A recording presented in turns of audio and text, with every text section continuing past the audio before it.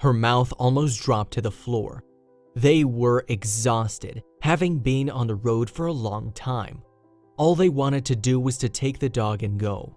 But it appeared it wasn't going to be that easy. She couldn't fathom why a shelter would refuse to let a dog be adopted, and her temper started to rise. She was not going to take no for an answer. And when the shelter finally let her come in to see him, she understood everything. Jess Williams had been waiting for this moment for a really long time. She loved dogs and she couldn't wait to have one of her own. But unfortunately, that dream had to be on hold for a few years. Jess was completing a degree at Brown University and lived in a dorm that didn't allow pets. Finally, graduation day came, and with it, a big change in her life. Luckily, she was not alone. In August, Jess and her boyfriend Jared Kutu decided to pack up and move across the country to Sacramento, California. After living in the East Coast, they wanted a change of scenery and so settled on the sunny West Coast. Plus, they'd be able to be closer to Jess's family, who lived in Los Angeles.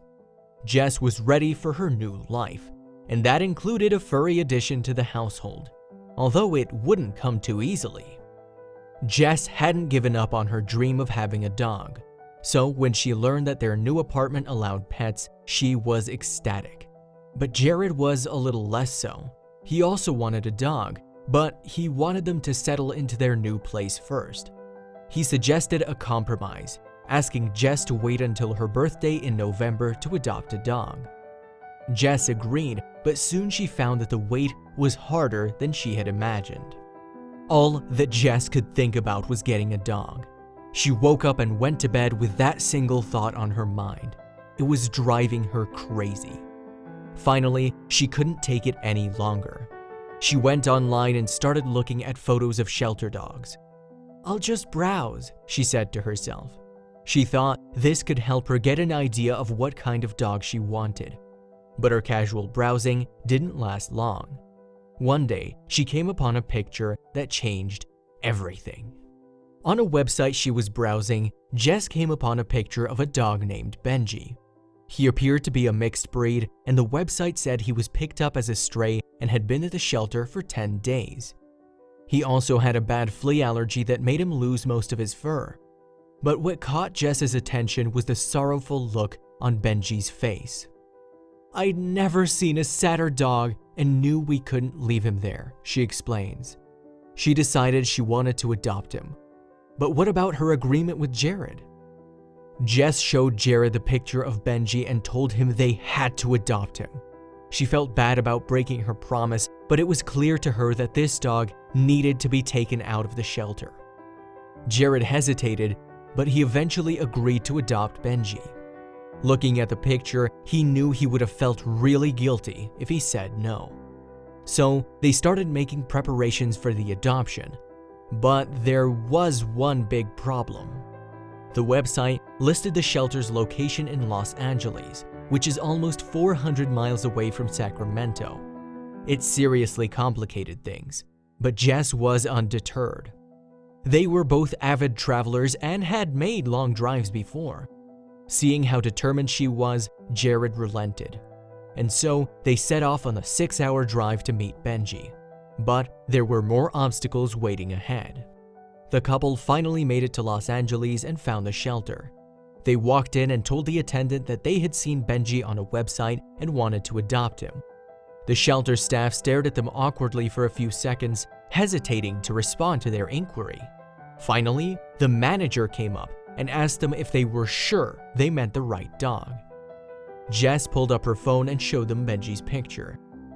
Then, the manager said something that took the couple by surprise. The manager told them that it wouldn't be a good idea for them to adopt Benji. He offered to show them other dogs that were also waiting to be adopted. Jess couldn't believe what she was hearing, but she stood her ground. She asked for an explanation as to why they were refusing to let her adopt him. Their reply was something that broke her heart. The shelter told Jess that Benji was too aggressive. He would snarl and snap at people as they walked by. She said they told her. The shelter also told us he wasn't friendly and refused to take us into a calm waiting area to get to know him because he wouldn't be a dog that would come over to us to be cuddly. But the shelter's warnings backfired as they only strengthened Jess's resolve. We knew that he had a high possibility of being euthanized and didn't want him to die, explains Jess. There was no way that she and Jared were gonna let that happen, so they made up their mind to adopt Benji. The shelter had no choice but to accept their request, so they filled out the paperwork and the couple signed. Benji was now officially part of their family, but the adventure was just starting. It was a rough 6 hours back to Sacramento with Benji in the car. Understandably, he was wary of these 2 humans he'd never met before who had come and taken him from the shelter. He also seemed quite confused about what was happening, given that he probably wasn't used to long car rides. And when the family finally got home, things didn't get any easier. Benji kept his distance from Jess and Jared. It was clear that this poor little pooch had been hurt by humans before and he didn't trust them anymore. But the couple knew this and they were patient with him, giving him space and trying to show him that they loved him and weren't going to hurt him. A few days passed and he started to realize he was safe. And then something incredible happened. 3 weeks after bringing him home, Benji was a completely different dog. He loves to come up and lick our faces and play with his toys, says Jess. He's such a goofball now. He has crazy zoomies after he gets bathed. He'll also start barking the second we get in the car, as if to say, "We have to start moving, let's go." He loves tagging along wherever Jess and Jared go, but he's also happy cuddling with them at home. They had faith in Benji from the moment they saw him, and it looks like he was proving them right.